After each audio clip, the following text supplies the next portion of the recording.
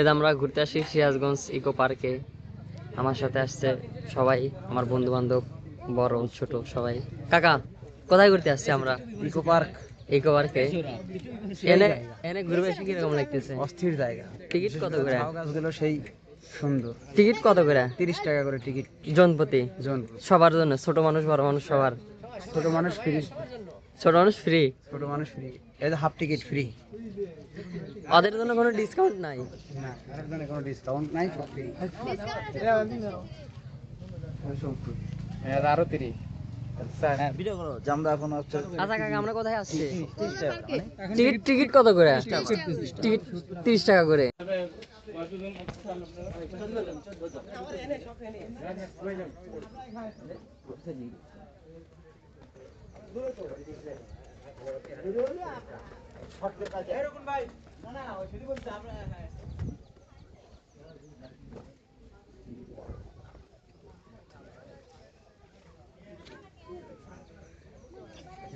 এইখানে নাম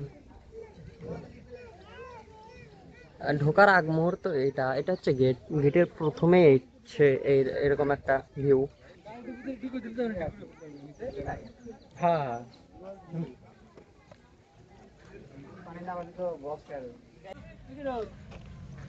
রোহন কাকা, এই জায়গায় ঘুরবে এসে তোমার কি রকম লাগতেছে? আলহামদুলিল্লাহ অনেক ভালো লাগছে। কলঙ্গা পড়ছিলাম, আইসো আইসো সবাই আইসো। কাকা, আমি কাকা, তোমার কি রকম লাগতেছে? এই জায়গা আমার পরিচিত জায়গা, তো তোমাদের কেমন লাগছে? আমার অনেক ভালো লাগতেছে। কাকা, তোমার কি রকম লাগতেছে এই জায়গা? সরো সরো, গাড়ি আসতেছে।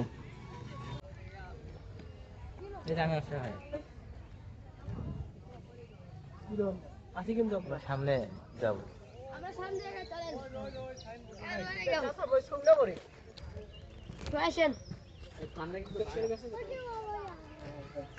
সবাই ঘুরবে গেছে, আমরা সবাই, ছোট বড়। এটা হচ্ছে নেংলা আকাশ, থাপড়ি আকাশ। আর একটা ফেসবুক পেজ আছে, এক সবাই ফেসবুক পেজে ফলো করে।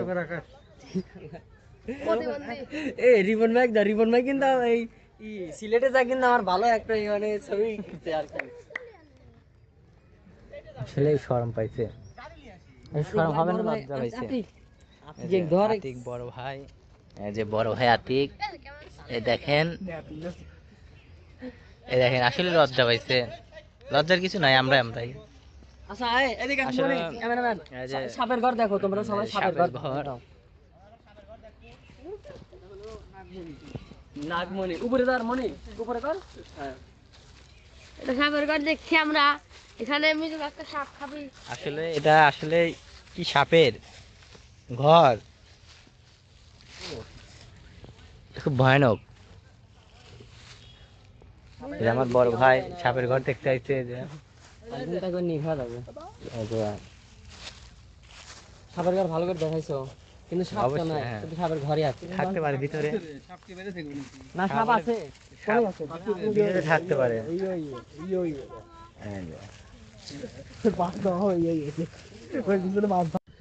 এই তো আসলাম ইকো পার্কে, সিরাজগঞ্জ ইকো পার্কে, বন্ধু বান্ধব, এলাকার ভাই ব্রাদার, মামাদের সবার সাথে অনেক ভালো লাগছে, অনেক সুন্দর পরিবেশ। আসলে আমরা সবাই মানে ছোট ভাই বন্ধুরা সবাই মিলে একসাথে ঘুরতে আসছি। আসলে মানে জায়গার ভিউটা তো বড় কথা নয়, বড় কথা হলো সবাই একসাথে যে আনন্দ করতে করতে আসছি, এটাই হচ্ছে মূল কথা। আসলে আমাদের সিরাজগঞ্জে এত সুন্দর জায়গা আছে, আমি না আসলে কখনো বুঝতে পারতাম না। আপনারা আসবেন, কত সুন্দর পরিবেশ দেখেন। আসলে অনেক সুন্দর একটা পরিবেশ, আমি কখনো আসি নাই, এই প্রথম। এত সুন্দর জায়গা আমাদের সিরাজগঞ্জে, আমি না আসলে কখনো বুঝতে পারতাম না। আচ্ছা ভাই, আপনার সাথে তো এর আগে সীতাকুণ্ড ঘুরবার গেছিলাম, এখানেও ঘুরবার আছে। এখানে এসে আপনার কিরকম লাগতেছে? আপনার সাথে বেশিরভাগ ট্যুরই দেওয়া হয়েছে কম বেশি আর কি, আবার ছোট ছোট জায়গায় যাওয়া হয় আপনার সাথে। এই জায়গায় এসে আপনার কিরকম লাগতেছে? এখানে বাড়ির কাছে মানে লোকেশনটা ভালোই, খুব একটা খারাপ না, কিন্তু শীতের সময় হলে আর একটু ভালো হইতো। গরম তো একটু মনে করো যে আর এটা ঈদের পরে তো গ্ল্যামারটা নষ্ট হয়ে গেছে আর কি। গ্ল্যামার নষ্ট হয়ে গেছে। হ্যাঁ হ্যাঁ, আর মনে করো শীতের সময় আসলে এলাকাটা অনেক সুন্দর ঘুরে ফিরে দেখা যেত, তখন এতটা ক্লান্তি মনে হইতো না। মানে ছবিগুলো সবগুলো মানে মানুষ যে উদ্দেশ্য দিয়ে একটা ছবি উঠবে, তার মধ্যে ছবিগুলো ভালো হইতো আর কি। আচ্ছা, এই জায়গা তো আমরা আসছি, এই জায়গার নাম কোথায় আসবে? যদি কেউ আমার ব্লগ দেয়া ভিডিও দেয়া যদি আশপাশ থাকে, কোন জায়গা আমরা ঘুরতেছি বলে দেন একটু। এটা ইকো পার্ক, যমুনা ব্রিজ, এইদিকে ক্লোজার, এই পাশে আশেপাশে এখানে আসলে যে কোনো রিক্সাওয়ালা ভ্যানওয়ালা অটোওয়ালা এদেরকে বললে নিয়ে আসবে। আর আমার ব্লগ আমার চ্যানেলে সবাই সাবস্ক্রাইব করে, এটা আপনি সুন্দরভাবে বলে দেন। আর এর চ্যানেলটা সবাই সাবস্ক্রাইব করে দিবেন, সবাই লাইক কমেন্ট করবেন, আর আপনারা সাথেই থাকবেন চ্যানেলের। আর রিপন ভাই যেটি কইছে ওইটাই। জায়গাটা খুব ভালো জায়গা ভাইয়া, না আসবেন সিরাজগঞ্জ, চায়নাবাদ, কলোজার, ইকো পার্ক, সেই জায়গা ভালো জায়গা।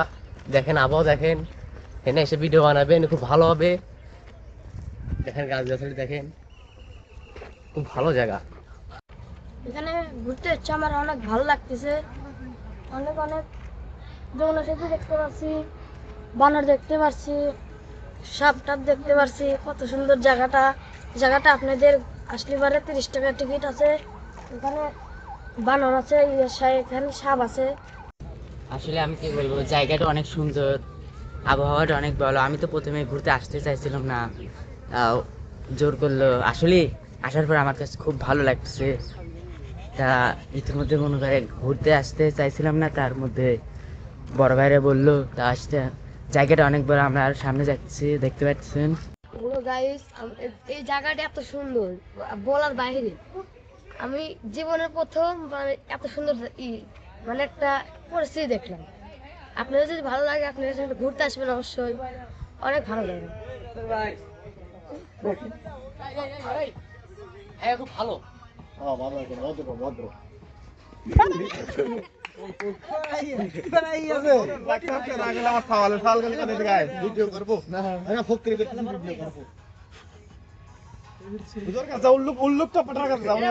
মান কি যদি ভালো লাগে আপনি একটু রাগ করবেন না। আমি একটু দেখবো।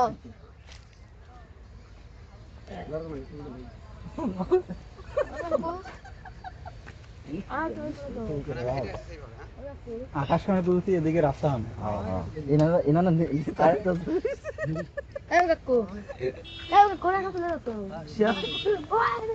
আমার শুধু বুঝতে পারছি, আমি বুঝতে পারছি।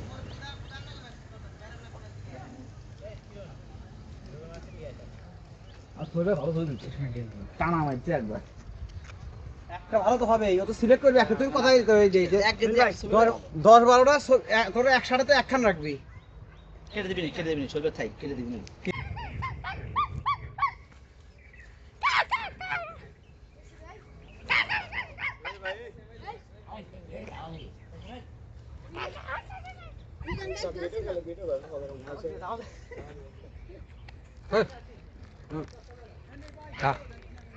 এটা কি পুরা প্যাকেট খায়া আমার জন্য এটুকু রাখছো? এতক্ষণ ছবি তুলো, ওইগুলো খাওয়া খেতে দিলাম। ধরো খাবো না আমি। আমরা ইকো পার্ক থেকে এখন ক্লোজারে চলে আসছি। আমাদের অনেক ক্ষুধা লাগছে, এখন আমরা খাবার খেতে যাব এখান থেকে। তারপরে আমরা শ্যালো নিয়ে এখান থেকে আমরা চায়নাবাদে যাব। চায়নাবাদ থেকে আবার ব্যাক করবো শ্যালোতে করে। তারপর এখান থেকে আমরা ধীরে ধীরে বার খেয়ে যাবো। কিন্তু এখন আমাদের প্রচণ্ড খিদে লেগেছে, এখন আমরা খামু। আমার চোখ এই পরিমাণ ঘোলা হয়ে গেছে এখানে এসে, আমি একটা আলাদা জিনিস দুইটা দিই, আর দুইটা আলাদা জিনিস চারটে। দুপুরে খাবারের জন্য একটা সুন্দর একটা হোটেল খুঁজে পাইছে। এই ক্লোজারে এসে খাবারের জন্য আমাদের ব্রেক দেওয়া হয়েছে। এখানে আমরা ঘুরে অন্য জায়গায় চলে যাবো। খিদে লাগছে, খুবই খিদে লাগছে। ওই দিকটা খিদে লাগছে, এখন এই যে খাবো, এখন সাঁটাবো এখন।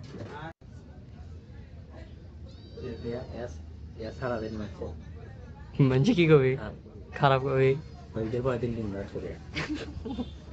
ঈদের পরে দিনটা ভাত খেতে যাই গেছি। ঈদের দিন সবার বাড়িতেই গোস্ত খাইতে খাইতে সবার মুখ নষ্ট হয়ে গেছে। এখন ডিম দেয় খাইবে। আমি তো আরো ভর্তা ছানা পেলে আরো ভালো হইতো। দুর্ভাগ্যবশত এখানে ভর্তা ছানা নাই। আমিও ডিম ডাউল নিছি।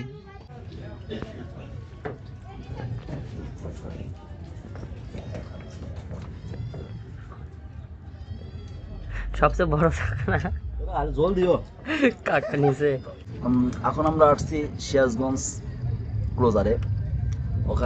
এখানে আসছে, অনেক খিদা লাগছিল, সবাই খাওয়া দাওয়া করছে। এখানে এক দল আছে, ওখানে এক দল আছে। তো এখন আমরা যাব, মূল জায়গায় যাব। আপনারা অবশ্যই সাথে থাকবেন এবং ভিডিওটা শেষ পর্যন্ত দেখবেন, স্কিপ করবেন না। কাকা এত সুন্দর পরিবেশ তোমার কিরকম লাগতেছে? আমার টয়লেট চাপতেছে।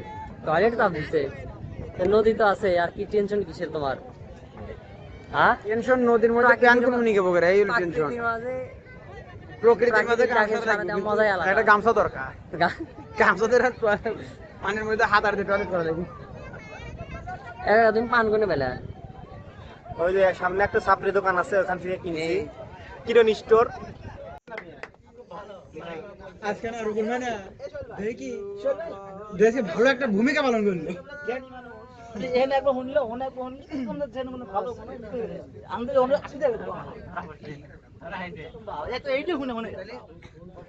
আচ্ছা আমি দাম শুনছি নাকি খাদ্য দেখছি আমার লাগছে খিদে 10 টাকা, ওটা আমি যাচাই করি না। 10 টাকা কম বেশি ওটা অন্য বিষয়। আমি কি আমাকে আরো বল দেন, আরো আজকাল বসবো তো লোক ভাত পুড়ে গেছে। শগুন বসে যায়, হাতে হাতে রোগনের মুখে খাই না বেশি পানি খেয়ে কিন্তু ঠিক না, পানি খেয়ে কিন্তু দুবে পানি খেয়ে দুবে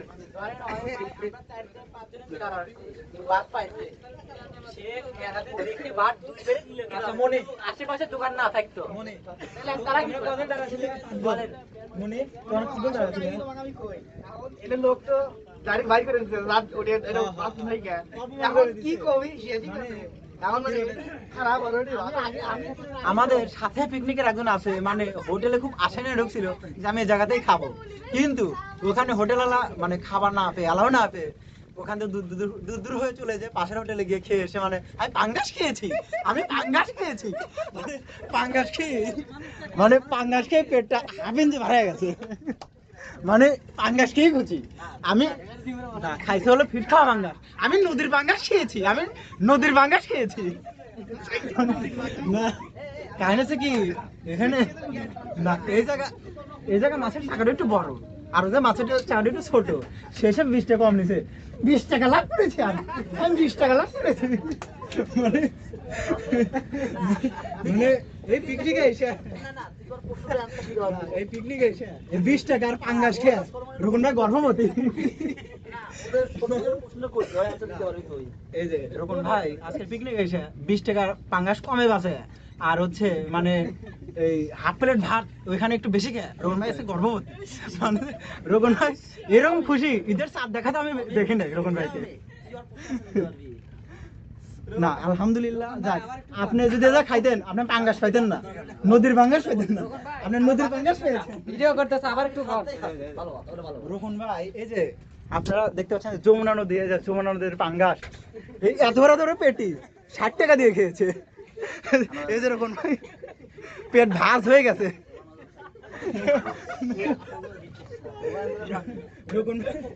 রোহনের পেটে ভাঁজ হয়ে গেছে এক পাঙ্গাসের চর্বিতে।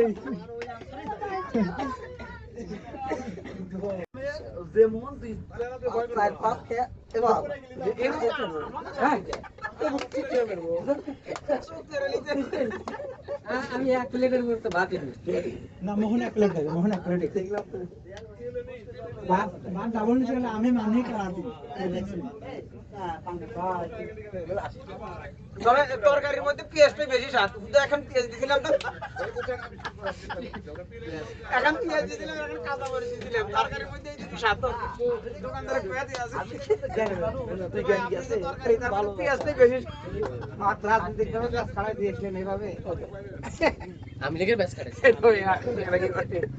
এই মজাটা যেন পাবি ভিডিও করে ও ফাঁকে থেকে ভিডিও করে। তবে আমার পিকনিকের টাকাটা এই জায়গায় ওষুধ আসলে এরকম মজা অনেক বেশি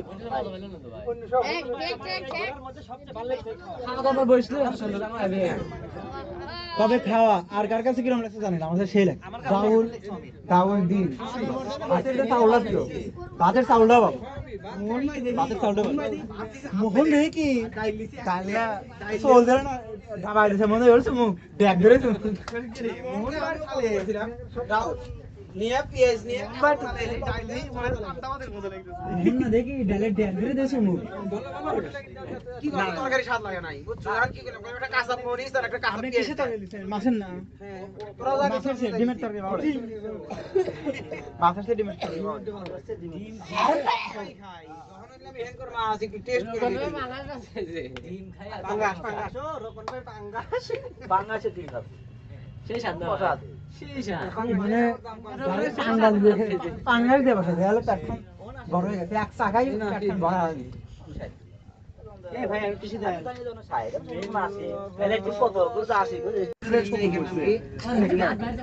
ওই তান্ত্র দাম পাঠাইছি ঠিক আছে দাম আগে বেশি সামনে বসে না সব দিলাম সব দিলাম না এই সময় নাম পাঠাই দেখেন এটা ভালো ভালো এখন এখন দেখো গা পাঙ্গাস খানা এখন বিষ খায় না মানুষ নাই বলি খালি কইছে যে ভাত নাই ও কিছু পড়ে আছে তারপর দেখছি কি এখানে এখানে আর আমার পাওয়ার কোনো অপশন নেই